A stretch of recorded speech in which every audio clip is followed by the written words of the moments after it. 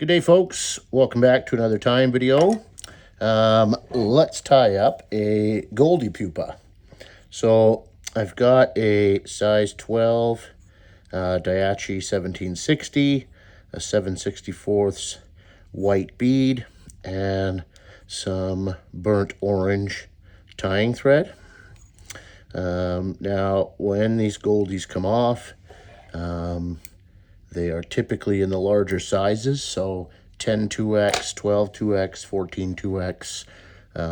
Those are kind of the popular sizes. You will find them in smaller ones, but certainly the most common are the big guys. So first thing I'm tying in here is some copper brown ultra wire, and that's in small.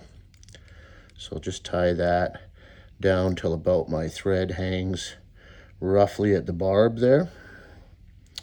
Then I'm going to grab a piece of, this is root beer buzzer wrap. So I'll just capture that right at the back there.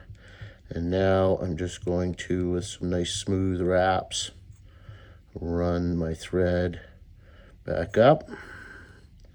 So when I'm tying a pattern like this where I've got multiple materials, I just try to do my best to, I don't want to stack them all at the end there because you'll end up with a big bump.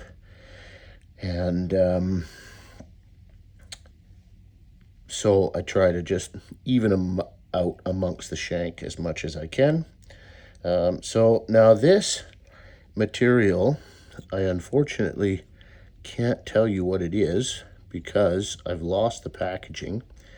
It's kind of a speckled, almost gold with a little bit of black, kind of a tinsel or flashaboo, it seems like. I'm pretty certain it's not flashaboo, but so I will do some homework on that and report back in the near future here. But I've had this material for a couple of years, and since I started tying this thing, and I never did find out what it was. I got lots of it, so that's probably why, but you'll see when I wrap it, and it's absolutely perfect for these bugs.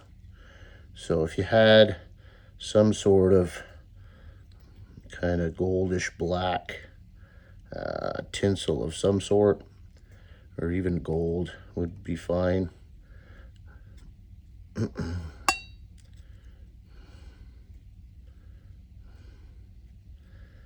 I'll just wrap this, just basically covering the thread.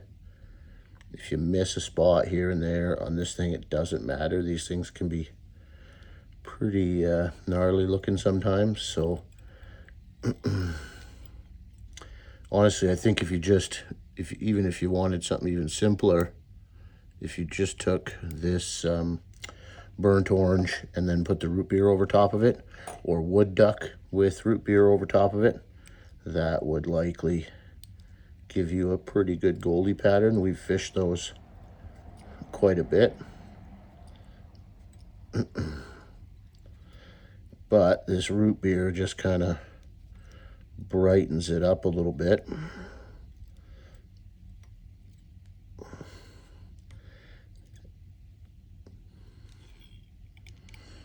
But this really takes on a similar color to the naturals.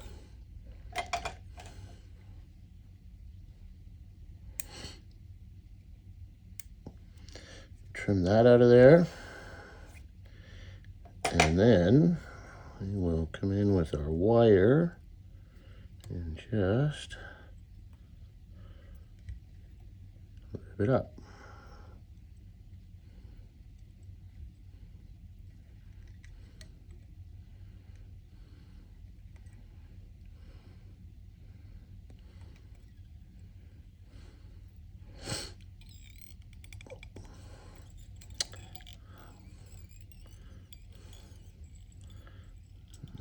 Capture that with some good wraps, helicopter it out, and then I'll just flatten this thread a little bit so I can wrap this collar nice and smooth. Cover up any of that wire.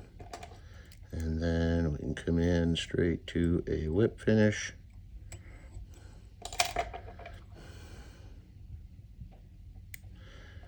And no fancy resins, no lights, no nothing. Just some of the good stuff. Some good old crazy glue.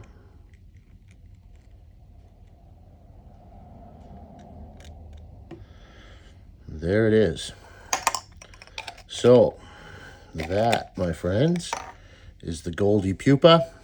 Super wicked pattern. When you run into these things, they are a very unique bug. It's one where if you've got one and the other people on the lake don't, you'll probably be the only one catching fish. So they're worth it to have. They're pretty common around here, especially late spring, early summer. You'll definitely run into them. So that's the Goldie Pupa. Thanks very much for watching. Give us a thumbs up if you liked it. Subscribe if you haven't. And until the next one, cheers and tight lines.